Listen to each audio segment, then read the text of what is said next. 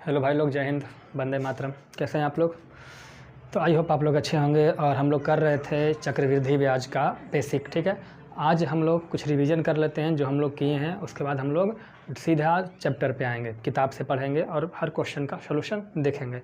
तो देखिए, सबसे पहले हम लोग पढ़े थे कि जब समय 2 साल रहेगा क्या होगा। जब समय 2 साल रहे तो 2 साल रहने पर उसका रेट हो सकता है एक ही हो या फिर अलग अलग हो।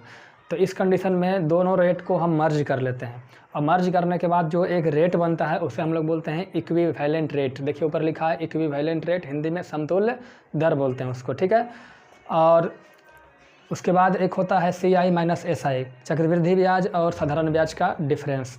तो तीनों का ट्रिक हम बताए थे, फार्मूला बताए थे। क्या देखिए कि अगर रेट x% हो, क्या हो x% हो और फिर y% हो, तो जो इक्विवेलेंट रेट बनता है x plus y plus x गुने y बटे 100% होता है। और जो हमारा वो होता है क्या, CI SI का डिफरेंस होता है, वो x गुने y बटे 100% होता है। इसी पे आधारित हम लोग कुछ एग्जांपल्स को लेते हैं और देखते हैं कैसे किया जाता है। देखिए, हम मान लेते हैं एक पहला रेट है 1% और दूसरा रेट है 2%। तो इक्विवेलेंट रेट क्या बनेगा भाई साहब? तो x प्लस y, तो 1 प्लस 2 कितना हो जाएगा? देखिए मन मन में करेंगे, लिख करके नहीं करेंगे। तो 1 प्लस 2 कितना हो गया? 3। अब प्लस क्या होगा? x गुने बाई बटे 100। तो 1 गुने 2 बटे 100 करेंगे तो क्या होगा? 0.2 होगा। देखिए भाई साहब, 2 बटे 100 करेंगे तो इसको क्या चाहिए? कटेगा तो इसको 2 अंक चाहिए, तो 1 अंक पहले से 1 अंक और देना पड़ेगा, तो 0.2 हुआ। तो 3.02 आपका परसेंट यहाँ से आ जाएगा। कोई दिक्कत है? अभी जब इसका डिफरेंस क्या होगा x बाई, तो 1 गुने 2 अब बटे 100, तो 1 गुने 2 बटा 100 यानी 0.2%। कोई दिक्कत नहीं। चलिए आगे कहता है, हम मान लेते हैं 2 और 3। क्या ले लेते हैं? 2 और 3 इस तरीके से लेते हैं, 2% और 3%। तो क्या बनेगा? 3 और 2 5 और 2 3 6, तो 5.06%। यहाँ से क्या हो जाएगा? 2 3 6 बटे 100, तो 0.6%। यहाँ से ले लेते हैं 3% और ले लेते हैं भाई साहब 4%। तो 4 3 कितना हो जाएगा? 7.4 12%। यहाँ कितना हो जाएगा? 0.12%। कोई दिक्कत नहीं होगा। चलिए यहाँ ले लेते हैं 4% और यहाँ ले लेते हैं 5%। आप निकालिए, हम देते हैं। यहाँ 5% और यहाँ 6%। कोई दिक्कत नहीं। तो आप निकालेंगे तो 5 चौक 9 और 4 पचे 20%। कोई दिक्कत नहीं। यहाँ से निकालेंगे तो क्या हो जाएगा? 0.20% हमारा हो जाएगा। ठीक है, अब यहाँ से क्या करेंगे? देखिए 5% और 6%, तो 6 5 11 0.30%, 6 5 30% है ना। यहाँ से कितना हो जाएगा? 0.30%। कोई दिक्कत नहीं। तो इसी तरीके से कर लेंगे 9 10 11 12, 2 तरह का रेट रहेगा तो इक्विवेलेंट रेट आप निकाल लेंगे, डाउट नहीं है। चलिए, लेकिन अगर क्या होता है कभी कभी भाई साहब, अभी दिख रहा है ना, दिख रहा है, अगर शुरू साल भी 2% रहे, अब अगले साल भी 2% रहे, तो क्या करेंगे? तो वही चीज़ लगाएंगे, 2 2 4 2 2 4 और 0.4 यानी 4.04%। आई हो जाएगा हमारा 0.4%। निकाल लेंगे। चलिए एक लेते हैं, हम लेते हैं 10% और 10%। बताइए भाई साहब कितना होगा? तो पहले क्या करेंगे? 10 10 20, ठीक है, और प्लस 10 गुने 10 100 बटे 100 1, तो 20 और 1 कितना आ जाएगा जी? 21%। कर लेंगे। यहाँ पे क्या होगा? 10 गुने 10 100, 100 बटे 100 कितना हो जाएगा? 1% हमारा क्या हो जाएगा? डिफरेंस। चलिए एक और लेते हैं, हम मान ले लेते हैं 12% और 12%, 2 गो रेट हो गया। तो 12% और 12% लेंगे तो 12 12 कितना हो जाएगा जी? 24 प्लस 12 गुने 12 क्या होगा जी? 144। 144 बटे 100 क्या हो जाएगा? 1.44। जोड़ेंगे तो 24 एक 25.44%। कोई दिक्कत? यहाँ से कोई दिक्कत नहीं। इसको करेंगे तो 12 गुने 12 बटे 100, तो 1.44% हमारा डिफरेंस हो गया। तो 2 सालों के लिए हमने 2-3 चीज़ें समझ लिया, इक्विवेलेंट रेट और CI SI का डिफरेंस। इतना समझ में आ गया? कोई डाउट नहीं होना चाहिए। चलिए इसके बाद हम देखते हैं 3 सालों के लिए, इसको कैसे देखते हैं। आइए चलिए भैया, देखिए अगर समय 3 साल रहे तो 3 रेट रहे या फिर एक ही रेट रहेगा तो वो 3 साल के लिए रहेगा। ठीक है। तो हम मान लेते हैं पहले कि तीनों रेट अलग अलग साल का अलग अलग हो, फिर हम देखेंगे अगर एक होगा तो क्या होगा, ठीक है, कोई ट्रिक बनेगा या नहीं। सबसे पहले हम देखेंगे कि 3 साल है समय और तीनों साल का अलग अलग रेट है, 1%, 2% और 3%। तो इक्विवेलेंट रेट क्या बनेगा? तो इक्विवेलेंट रेट क्या बनेगा? तो सबसे पहले हम 2 साल के लिए जानते हैं, 3 साल का फार्मूला नहीं होता भैया। तो हम जानते हैं इसका 2 साल के लिए क्या कि पहले एक्स बाई ले लो, x plus y plus x y बटे 100, फिर इन दोनों को मिला के जब एक बन जाएगा तो एक को जो पूरा बनेगा उसको x मान लीजिए, इसको बाई मान लीजिए, फिर से लगाइए वही चीज़ हमारा बन जाएगा। देखिए कैसे, पहले हम इसको लेकर के चलते हैं, इसको अभी तत्काल पेंडिंग में डालते हैं, इसको लेकर चलेंगे। तो इसको लेकर चलेंगे 2 साल के लिए, इसको मान लेंगे x बाई, तो क्या बनेगा जी x प्लस बाई यानी 2 1 3, अब फिर 2 1 कम 2 बटे 100 तो क्या हो जाएगा 0.2। तो इतना % हो गया हमारा इन दोनों को मिला करके, और इधर क्या बच गया 3%। अब देखिए यहाँ से भी हमारे पास 2 रेट है, एक ए बचा एक ए रहा, 2 रेट हुआ तो इन दोनों को मिला करके एक रेट बनाएंगे।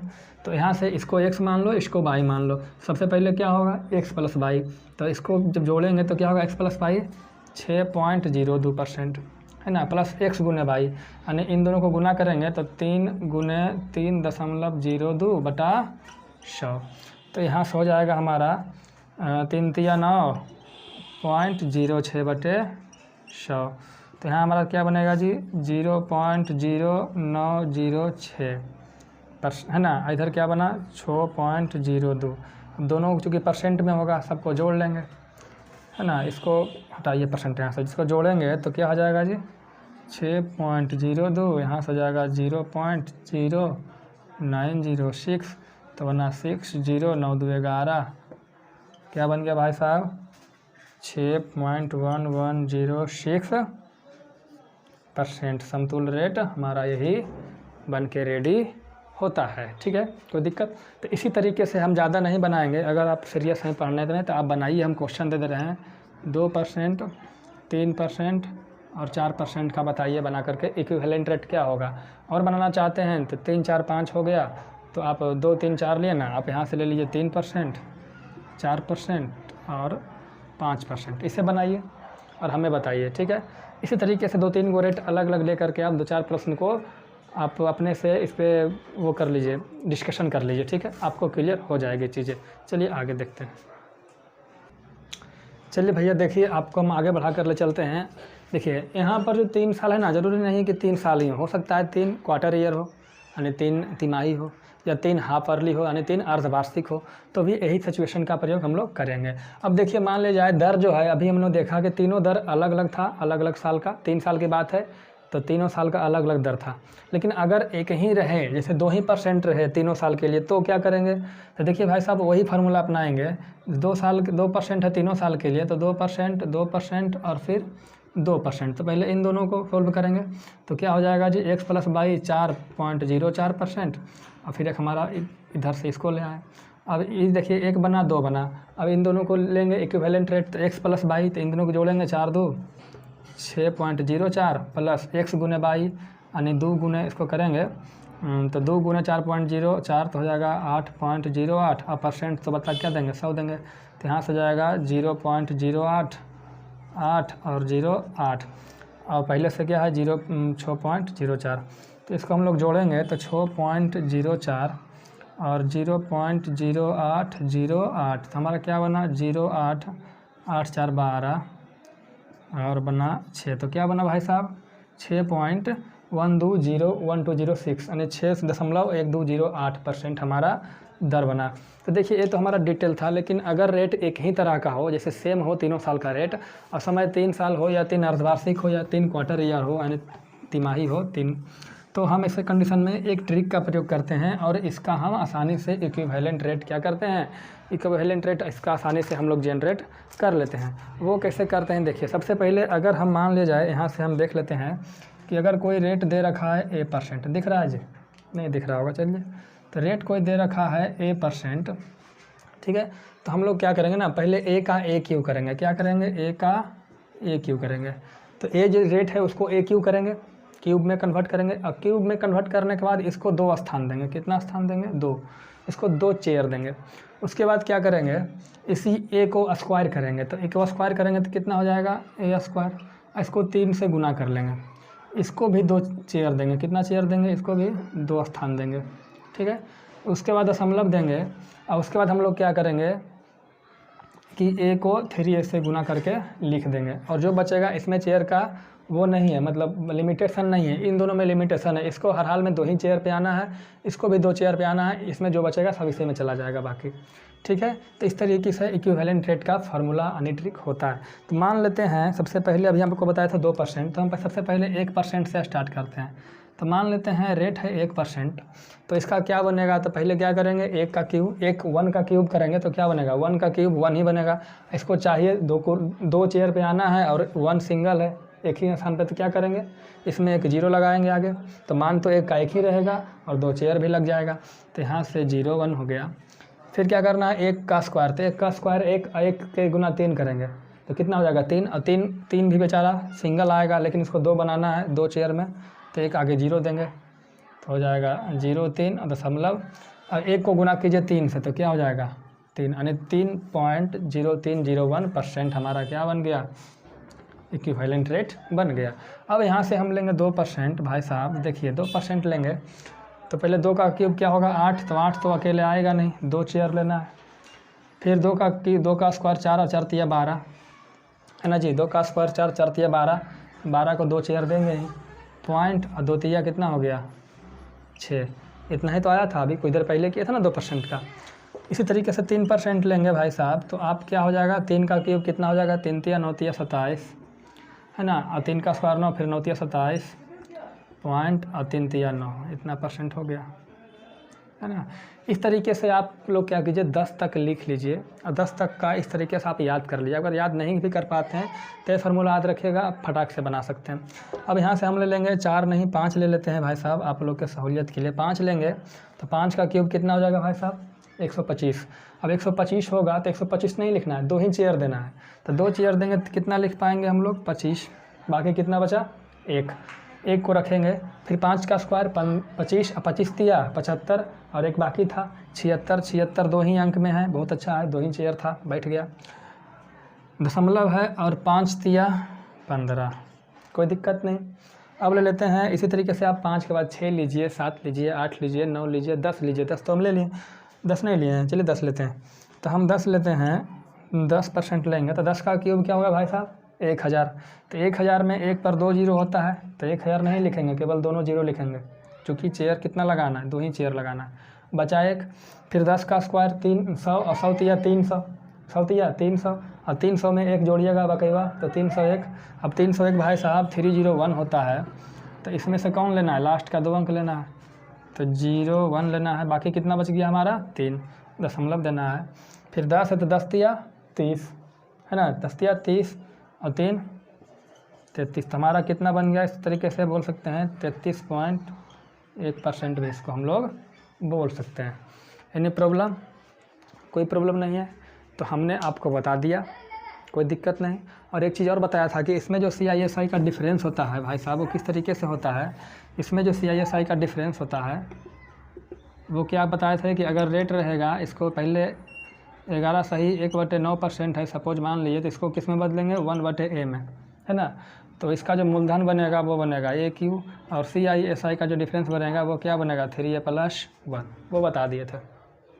कोई प्रॉब्लम है तो बोलिएगा। और भी आगे जब हम लोग साधारण ब्याज आएंगे पढ़ते हुए तो वहाँ पर और डिटेल से इसी का चर्चा एक बार और कर देंगे, तो पूरा क्लियर हो जाएगा। चलिए अब आते हैं सीधे प्रश्न पे। आप लोग का इंतज़ार ख़त्म हुआ, बहुत हुआ बेसिक, अब सीधे प्रश्न पे आते हैं। चलिए देखते हैं पहला प्रश्न। चलिए भाई साहब आपको बता दें, ये जो बुक देख रहे हैं ना, अरिथमेटिक का है, हम इसी से कराएंगे, प्रश्न संख्या 1 से कराएंगे।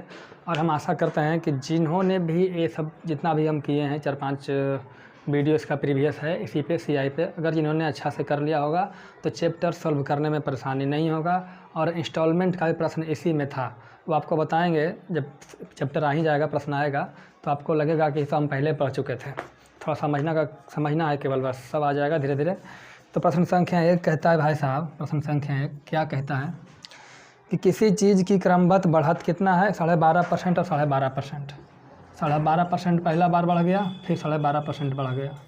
तो बताइए इसका समतुल्य बढ़त क्या होगा? Equivalent increase. इक्विवेलेंट इंक्रीज, तो आपको हम पहले ही दिन पढ़ाए थे इसको, है ना, पहले ही दिन पढ़ाए थे। तो क्या बताए थे कि इक्विवेलेंट इंक्रीज जो होता है, एक बताए थे इक्विवेलेंट डिक्रीज यानी सक्सेसिव डिक्रीज, सक्सेसिव इंक्रीज। तो हम क्या बताए थे, जब इंक्रीज होता है और रेट दे रखा होता है 2% में, तो x + y बटे x गुने y बटे 100 वही होता है इक्विवेलेंट रेट या इक्विवेलेंट इंक्रीज। लेकिन होता क्या भाई साहब, होता है क्या कि रेट जो हमारा है वो अगर पूर्णांक में नहीं दिया हो, इस तरीके से 1/2 में दे रखा हो, तो क्या करेंगे, तो भी बताए थे वहाँ पे, क्या बताए थे देखिए 12.5% को क्या बोलेंगे फ्रैक्शन में 1/8, इसको क्या बोलेंगे 1/8।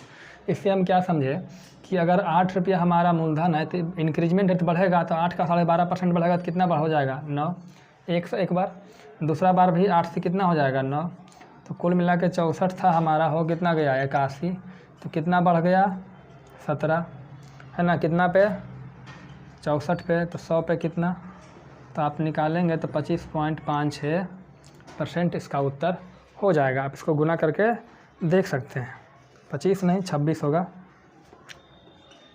26.56% हो सकता है। आप गुना भाग खुद देख लीजिएगा। तो आपको ये सब चीज़ें हम बता चुके हैं, आप विश्वास कीजिए, अगर आप देख चुके हैं ना, मेरे साथ साथ पीछे पीछे पढ़ रहे होंगे, तो ये सब में कहीं परेशानी नहीं आएगा। कोई डाउट होता है तो हमारे साथ आप जुड़े रहिए, हम आपका डाउट दूर करेंगे, 100% श्योर रहिए। बशर्ते आपको हमारे साथ बने रहना पड़ेगा, और नहीं बने रह पाएंगे तो हम क्या कर सकते हैं बताइए, हम तो पढ़ा ही सकते हैं। वैसे भी कहा जाता है कि जो फ्री में मिलता है ना, उसका इज्जत नहीं होता है। ले लीजिए, फ्री में दे रहे हैं, ले लीजिए, इज्जत कर लीजिए। कहता है समय 2 साल है, रेट 12.5% है, चक्रवृद्धि ब्याज कितना है 6 रुपया 80 पैसा है, तो मूलधन क्या होगा भाई साहब। देखिए समय 2 वर्ष दे रखा है। दूसरा प्रश्न है, देखिए सबसे पहले रेट की बात करेंगे, तो रेट कितना है 12.5%, 12.5% को फ्रैक्शन में बदलेंगे तो कितना हो जाएगा 1/8। समय दे रखा है 2 साल, और जो चक्रवृद्धि ब्याज है यानी CI दे रखा है 6 रुपया 80 पैसा। तो यहाँ से हम क्या समझे, 8 रुपया अगर प्रिंसिपल है तो 8 का भाग 12% 1 रुपया बढ़ जाएगा, तो वो कितना जाएगा 9 रुपया। फिर अगले साल 8 से कितना हो जाएगा 9 हो जाएगा। 2 साल की बात था तो 2 साल हमारा पूरा हो गया। इससे क्या समझे कि 64 रुपया, इसको गुना कर देंगे तो 88 64 रुपया मूलधन हुआ, तो मिश्रधन 9 81 रुपया होगा। मूलधन 64, मिश्रधन 81, तो हमारा CI कितना बनेगा भाई साहब, तो घटा देंगे, कितना बनेगा 17 यूनिट बोल सकते हैं इसको। हमारा CI क्या बना 17 यूनिट। अब CI दे कितना रखा है 6.80, है ना, तो 1 यूनिट कितना हो जाएगा, कितना हो जाएगा जी, तो हो जाएगा 0.4, कितना हो जाएगा 0.4। कोई दिक्कत है ना। तो कहता है भाई साहब क्या बताना है, मूलधन बताओ। तो मूलधन कितना यूनिट है 64 यूनिट, तो 64 है, 1 यूनिट का मान 0.4, तो 4 चौक 16, बाकी 1, 6 चौक 24, 1 25, कितना था 25 रुपया 60 पैसा हमारा क्या था मूलधन था। चलिए आगे देख लेते हैं। देखिए भाई साहब, इन प्रश्नों को करने का हमने 4 से 5 तरीका बताया था। ये तरीका था ट्री मेथड था, इक्विवेलेंट रेट वाला था, है ना, इक्विवेलेंट रेट वाला भी था। तो हम यहाँ जो चैप्टर कर रहे हैं ना, तो हम उसी मेथड का प्रयोग करेंगे जो सबसे अच्छा, सबसे शॉर्ट और सबसे सरल होगा, समझ गए ना। बाकी जटिल माध्यमों का प्रयोग, तरीक़ों का प्रयोग हम लोग यहाँ पे नहीं करेंगे। तो ऐसा मत सोचिएगा कि यही एक तरीका है। तरीका तो हम आप लोग को 4-5 बता चुके हैं, जिसके माध्यम से आप कर सकते हैं। एक था कि आप मान लीजिए कुछ ना कुछ, क्या मूलधन मान लीजिए, उसके बाद कीजिए। कहता है कि दर 16 सही 2/3% है। भाई साहब जब 16% 2/3% है दर, 16 सही 2/3% हमारा दर है, समय 2 साल दे रखा है, जो टाइम है वो 2 साल है, और जो धन राशि है वो A है, यानी A मतलब मूलधन है वो है 1470 रुपया। तो कहता है भाई साहब प्रिंसिपल बता दो और CI बता दो, है ना। तो तरीका क्या बताए थे, देखिए 16 सही 2/3% को क्या बोलेंगे 1/6। तो एक तरीका है, देखिए मूलधन दे रखा है, मिश्रधन दे रखा है ना, तो ज़्यादा ताम झाम नहीं करेंगे, 6 से 7 बनेगा, एक बढ़ के फिर 6 से 7 बनेगा। समय 2 साल है, तो 36 से बन कितना गया 49, मिश्रधन कितना हो गया 49, और जिसको हम बोल रहे हैं 49 यूनिट, वो किसके बराबर है 1490 रुपया के बराबर, 1470 है भाई साहब। तो 1 यूनिट कितना होगा तो 9 तिया 27, 4 तिया 2 12 और 2 14, तो 1 यूनिट हो गया 30 रुपया। तो 1 यूनिट 30 रुपया, तो हमारा मूलधन कितना है 36 यूनिट, तो इसमें 30 से गुना करेंगे, 36 तिया 108 और 1 0 10 80 रुपया क्या था मूलधन था। अब बात रह गई भाई साहब ब्याज की, तो ब्याज कितना बनेगा चक्रवृद्धि ब्याज। देखिए 36 मूलधन था, 49 क्या हो गया हमारा मिश्र धन हो गया। तो हमारा जो ब्याज बनेगा यहाँ से वो घटाएंगे 36 10 46 13 यूनिट, 1 यूनिट 30 तो 13 यूनिट, 13 39 390 रुपया हमारा ब्याज बन गया। क्या दर है, क्या दिक्कत है बताइए। चलिए आगे कहिएगा तो हम देख लेते हैं। देखिए अगला जो प्रश्न है आपके सामने होगा, कहता है धनराशि बताइए यानी मूलधन बताइए और कुल धनराशि यानी अमाउंट बताइए, दर दे रखा है, समय दे रखा है और सेकेंड वर्ष का चक्रवृद्धि ब्याज, केवल दूसरे वर्ष का चक्रवृद्धि ब्याज दे रखा है। भाई साहब आपको हम सब बता चुके हैं, जब दूसरे वर्ष का चक्रवृद्धि ब्याज दे रखा है तो अलग अलग सालों का एकदम पूरा डिटेल में किसी का चक्रवृद्धि ब्याज कब निकालते हैं, किस मेथड में, ट्री मेथड में। तो यहाँ तो हमको ट्री मेथड करना मजबूरी हो जाता है। कैसा क्या कहता है, देखिए कहता है रेट है 11 सही 1/9%। कितना नंबर प्रश्न है जी, 4 नंबर। रेट है 11 सही 1/9%, तो इसको बदलेंगे तो क्या हो जाएगा जी 1/9। समय कितना है 2 वर्ष, टाइम है 2 साल। तो हम यहाँ ट्री मेथड के लिए क्या करते हैं, पहले हम मान लेते हैं क्या मूलधन, तो मूलधन क्या मानेंगे, ये जो बटा में है इसी का स्क्वायर, स्क्वायर क्यों, क्योंकि समय 2 साल है, समय 3 साल होता तो क्यूब करते हैं, सब बता चुके हैं। तो 9 का स्क्वायर करेंगे तो हमारा बनेगा 81। तो हमारा पहले साल का ब्याज 1/9 कितना हो जाएगा जी 9 रुपया और इस पर ब्याज 1 रुपया, कोई दिक्कत नहीं। अब दे क्या रखा है, CISI का डिफरेंस रखेगा तो इससे तुलना करेंगे, पहले वर्ष का ब्याज है तो इससे तुलना करेंगे, दूसरे वर्ष का ब्याज है तो इससे तुलना करेंगे। तो कहता है भाई साहब दूसरे वर्ष का जो ब्याज 70 रुपया है, तो दूसरे वर्ष का ब्याज देखिए पहला वर्ष था ये दूसरा वर्ष था, तो दूसरे वर्ष का ब्याज कितना 10 यूनिट। अब जो 10 यूनिट हम जिसको बोल रहे हैं प्रश्न में उसी को 70 बोल रहा है, तो 1 यूनिट कितना हो गया 7। जब 1 यूनिट 7 हो गया तो 81 यूनिट, 81 गुना 7, तो गुना करेंगे तो हमारा जो मूलधन बनेगा, देखिए वहाँ तो नहीं लिखेंगे, जो हमारा मूलधन बनेगा 81 गुना 7, 7 7 8 56 567 रुपया। अब बोलेगा भाई साहब CI बता दो, सपोज अगर पूछ दे CI बता दो CI, तो CI कितना होगा 9 9 18 19 19 यूनिट, 1 यूनिट 7 19 7 33 से। कोई दिक्कत, पूछेगा भाई साहब अमाउंट बता दो, तो अमाउंट कितना हो जाएगा 81 यूनिट तो हमारा मूलधन था और 9 9 18 19 तो 21 19 कितना हो गया 100 यूनिट, तो 100 गुने 7 करेंगे कितना हो जाएगा 700 रुपये हमारा मूलधन हो गया, या सॉरी मिश्रधन हो गया। इसको जोड़ के देखिए तो 700 आ जाएगा, 500 600 700 आ गया, कोई प्रॉब्लम। चलिए अगला प्रश्न है प्रश्न संख्या 5।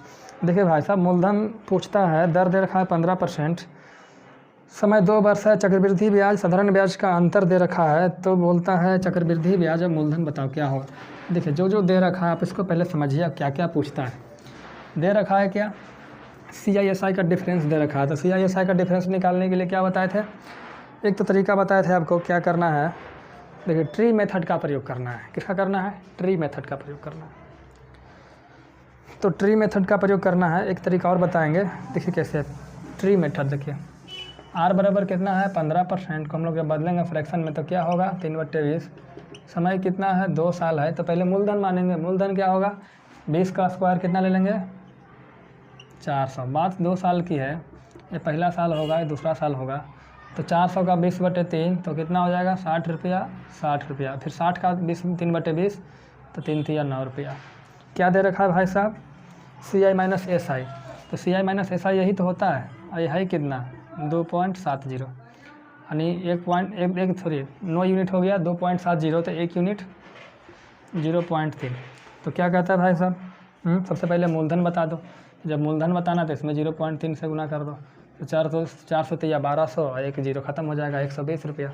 अब क्या पूछता है, अब बोलेगा CI बता दो चक्रवृद्धि ब्याज, चक्रवृद्धि ब्याज कितना है 60 दूना 120 और 9 129 यूनिट और गिनो 0.3 कर दो। हाँ क्या दिक्कत है, 29 तिया 87 और 1 तिया 3 और 1.38 रुपये 70 पैसा। चलिए भाई साहब आपको एक चीज़ और बता देते हैं, यही प्रश्न है जो भी किए थे। CI 2 साल है समय, जब समय 2 साल है इसका मतलब क्या है, पहला रेट एक ही है, मतलब पहला साल भी 15%, और दूसरा साल भी 15%। और CISI का डिफरेंस दे रखा है। तो अभी इसी वीडियो में स्टार्टिंग में हम बताए थे कि CISI का डिफरेंस क्या होता है 2 साल के लिए। तो वो क्या होता है भाई साहब, x गुने वाई बटे 100%, यही ना होता है जी। हाँ, x का मान कितना 15, वाई का मान 15, तो 15 15 225 बटे 100%। यानी जो ब्याज होगा, सॉरी जो CISI का डिफरेंस होगा वो कितना होगा, तो मूलधन का 225 बटे 100% को तोड़ेंगे इतना 225 बटे 100% के बराबर होगा। और होगा कितना 2.70 रुपया, है ना। यहाँ से पॉइंट हटाएंगे तो क्या करेंगे, बटे 100 जी, 100 से 100 कट गया, 25 से काटेंगे, 25 9 2 25, 25 चौका 100, 3 से काटेंगे, 3 9 से काटेंगे 9 27। तो यहाँ से P बराबर क्या होगा, 4 गुने 30 चौके 120 रुपया, है ना। ट्रिक है कि नहीं है, ट्रिक है। चलिए भाई साहब, प्रश्न संख्या 6 कहता है कि समय 2 साल है। रेट जो है पहला साल के लिए 14.2/7%, दूसरे साल के लिए 11.1/9%, और 2 साल के बाद जो हमारा CISI का डिफरेंस होता है वो 40 रुपया है। तो हमें बता दो मूलधन क्या है। सबसे पहले रेट जो आप देख रहे हैं परसेंटेज में, इसको फ्रैक्शन में बदलेंगे तो 14.2/7% का फ्रैक्शन क्या होगा, 1/7। 11.1/9% का फ्रैक्शन क्या होगा, 1/9। सबसे पहले बताइए हम किस मेथड का प्रयोग करेंगे, तो ट्री मेथड का प्रयोग करेंगे। ट्री मेथड में क्या करना होता है, हमें मूलधन अपने से कुछ ना कुछ मान लेना होता है। तो मूलधन मानने का तरीका आपको बताए थे, सब पढ़ा चुके हैं, बस रिवीजन चल रहा है। तो बताए थे कि अगर जैसे 1/a हो तो a का स्क्वायर मानते हैं, लेकिन यहाँ तो अलग अलग है। यहाँ a का मान 7 है, यहाँ a का मान 9 है। तो यहाँ 7 है, यहाँ 9 है, तो मूलधन जो मानेंगे 7 गुने 9 मान लेंगे। तो 7 गुने 9 कितना मान लेंगे हम, मूलधन 63 मान लेते हैं, मूलधन है। तो पहला साल की बात करेंगे और दूसरे साल की बात करेंगे। तो पहला साल जो इंटरेस्ट लगेगा 1/7, तो 1/7 लगेगा तो कितना बचेगा 9। दूसरे साल 1/9, तो 63 का 1/9 7। अब फिर 9 का भी 1/9, चूँकि सेकेंड साल है लगना ना, सेकेंड साल है, यहाँ 1/9 लग रहा है, यहाँ 1/7 लग रहा है। तो 9 का 1/9 1 रुपया, ठीक है। अब कहता है CISI का डिफरेंस दे रखा है। भाई साहब CISI का डिफरेंस कितना है हमारे हिसाब से, 1 यूनिट। अब प्रश्न के हिसाब से 40 रुपया, तो 1 यूनिट 40 रुपया। तो कहता है भाई साहब बता दो हमको मूलधन, तो मूलधन कितना माने थे 63 यूनिट। तो 63 गुने 40, 4 तिया 12, 6 चौक 24, 1 25, 2520 रुपया। बोलेगा भाई साहब CI बता दो पूरा। तो 9 7 16 1 7 1 8 9 17, 17 यूनिट गुने 40, 17 चौक 68, कितना हो गया 680 रुपया। कुछ भी पूछे से आप निकाल सकते हैं, बशर्ते आपको वैल्यू मानने के लिए आना चाहिए। यहाँ 100 मानिएगा तो 100 का 1/7 कीजिएगा, पूर्णांक में आ जाएगा, दशमलव में आ जाएगा, क्या कीजिएगा, फंस जाइएगा। तो वहाँ से क्या मानना है, कैसे मानना है, हम सब बता चुके हैं, बस रिवीजन चल रहा है। चलिए आगे देखते हैं। चलिए भाई साहब देखिए, कह रखा है कि मूलधन जो हमारा 18,000 है, रेट जो है 16.2/3% है, समय 1 साल 73 दिन है। तो हमें बताइए CI क्या होगा। देखिए भाई साहब, यहाँ जो हमारा रेट है, देखिए डिसाइड कैसे करना है। रेट जो है 16.2/3%, इसको क्या लिखेंगे 1/6 फ्रैक्शन में, ठीक है। अब जो भी हम मूलधन मानते थे वो 6 का मल्टीपल होता था और 6 से कटता था, तब पूर्णांक सॉरी दशमलव में वैल्यू नहीं आता था और हमें आसानी होती थी। लेकिन 18,000 है, देखिए क्या 18,000 6 से कटेगा, बिल्कुल कटेगा। इसलिए 18,000 भी हम डायरेक्ट वैल्यू ले सकते हैं, नहीं तो 6 का स्क्वायर 36 भी ले सकते हैं। यहाँ पर आपको जो मर्जी बोल सकते हैं। तो हम 18,000 ले लेते हैं यहाँ से। मूलधन कितना है 18,000। अब भाई साहब 2 साल की बात है, तो पहला साल और दूसरा साल 1/6 लगेगा, तो कितना हो जाएगा ब्याज 3,000। इसका भी 1/6 3,000। अब 3,000 का 1/6 तो कितना हो जाएगा 500। अब दे क्या रखा है, पूछता है 1 साल 73 दिन का ब्याज बताओ। देखिए 1 साल 73 दिन का ब्याज हम कैसे निकालेंगे। देखिए ये पहला साल का ब्याज है 3,000 प्लस ये दूसरा साल का ब्याज है। दूसरा साल मतलब दूसरे साल टोटल 365 दिन का ब्याज है। पहला साल का ब्याज अलग हो गया। ये पूरे दूसरे साल का ब्याज कितना हो गया 3500। दूसरे साल का ब्याज हो गया, यानी 365 दिन का ब्याज 3500। तो एक दिन का तो 3500 बटे 365, तो 73 दिन का, तो 73 से भागा देंगे, 5 बार में काटेंगे, 5 से काटेंगे कितना बार में 700 बार में। तो 3,000 प्लस 700 कितना हो गया हमारा 3700 रुपया। क्या हो गया हमारा CI हो गया हमारा, यही उत्तर है ना। या फिर आप चाहें तो 6 का स्क्वायर 36 से लेकर के भी बना सकते हैं। क्या कर सकते हैं 6 का स्क्वायर 36 लेकर के बना सकते हैं, बना दें। चलिए आप लोग बना के दिखाइएगा, आगे देखते हैं। चलिए हम इसको दो तरीके से करने का, दो तरीक़ा से बताएंगे आपको। देखना है कि आप लोग को कौन पसंद आता है। पढ़ने वाले बताएंगे तरीका 1 तरीका 2। देखिए तरीका 1 कैसे है, 15% को हम क्या लिखेंगे, तो 15% को हम लिखेंगे 3/20। तो इसका हम कुछ ना कुछ मूलधन मानेंगे। तो मूलधन क्या मानेंगे, चूँकि समय 1.5 साल है तो 1.5 साल नहीं 2 साल मानिए। तो 2 साल पे मानेंगे तो 20 का स्क्वायर है ना, 20 का स्क्वायर 400। तो हम यहाँ से मूलधन मान लिए 400। तो 400 है तो 2 साल का ब्याज लगना है 3/20 हर साल, 3/20। तो इसका क्या हो जाएगा, 400 का 3/20 तो 20 से काटेंगे, 20 बार में 20 तिया 20, 2 9 40, 20 तिया 60, यहाँ भी 60, यहाँ भी 3/20 लेंगे तो 20 तिया 3 तिया 9। अब देखिए भाई साहब CISI का डिफरेंस, CI बना, अरे भाई साहब CI बना कि CISI का डिफरेंस बना, हाँ क्या दे रखा है, नहीं CI चक्रवृद्धि ब्याज दे रखा है। तो चक्रवृद्धि ब्याज कितना होगा, 60 दूना 120 और 9 कितना हो गया हमारा CI 129 यूनिट। जिसको हम 129 यूनिट बोल रहे हैं उसी को प्रश्न में 2.45 बोल रहा है, ठीक है। तो क्या क्या क्या होगा, 1 यूनिट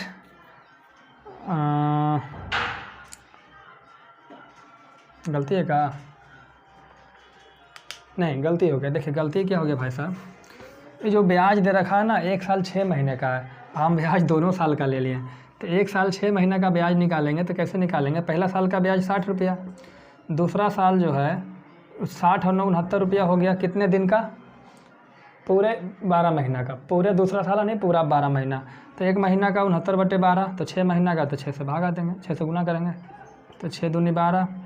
तो यहाँ से हो जाएगा हमारा 60 रुपया है पहले साल का, दूसरे साल का कितना हो जाएगा, 2 तिया 6, 2 चौका 8, 2 पचे 10। तो हमारा हो गया 60 10 90 और 4 94.5 यूनिट, कितना हो गया 94.5 यूनिट हमारा क्या हो गया, CI हो गया। और हो है कितना 9.45। तो इसमें क्या करना होगा, 10 से भागा देना होगा, है ना जी। मतलब 1 यूनिट कितने के बराबर है, 1/10 के बराबर, 10 से भागा देंगे यानी 1/10 से गुना करेंगे, बात बराबर है।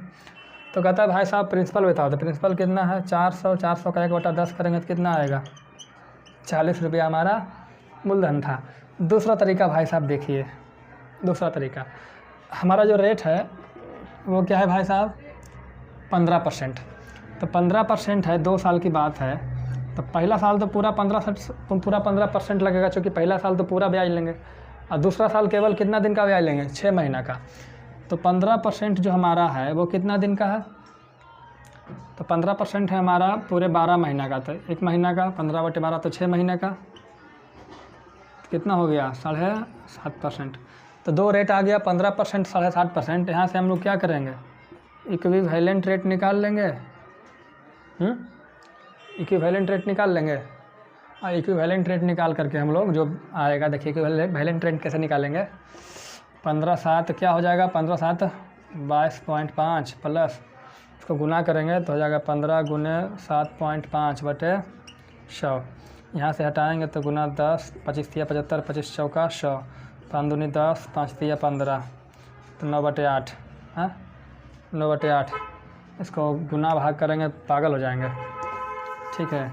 देखिए इक्विवेलेंट रेट यहाँ से निकालने में बहुत परेशानी होगा, क्यों, क्योंकि 1 दशमलव में आ गया भाई साहब, है ना, दशमलव में आ गया तो निकल जाना चाहिए 15.7, 15 × 7.5/100 x + y, है ना। अब यहाँ से हटाएंगे इसको तो 10 से भागा हो जाएगा, 25 तिया 75, 25 चौका 100, 5 दूना 10, 5 तिया 15, तो वो कितना गया 22.5 प्लस 3 तिया 9/8, तो 9/8 है ना। इसको दशमलव में बदल लेंगे, जो भी आएगा आप निकाल सकते हैं, निकाल लीजिए। और ऐसे ही देख रहे हैं जैसे पॉइंट में आ जाए ना, तो इक्विवेलेंट रेट के फेर में मत पड़िए, पॉइंट में आ जाए तो यही तरीका अपनाइए, ईजी है, ठीक है। इक्विवेलेंट रेट का कॉन्सेप्ट कब अपनाना है पता है, जब रेट करने के बाद अगर पूर्णांक में यहाँ आता ना, पूर्णांक दशमलव में नहीं आता तो हम इसको ले लेते, बहुत अच्छा रहता। वो आगे प्रश्न आएगा, हम आगे आपको बताएंगे और पहले बता भी चुके हैं। तो ठीक है, आज हम लोग प्रश्न संख्या 8 तक कर चुके हैं, कल हम लोग 9 से करेंगे। किसी भी स्टूडेंट को प्रॉब्लम है, समझ नहीं आता है, आप हमें बताइए, ठीक है। मिलते हैं अगले वीडियो में, तब तक के लिए जय हिंद, जय भारत।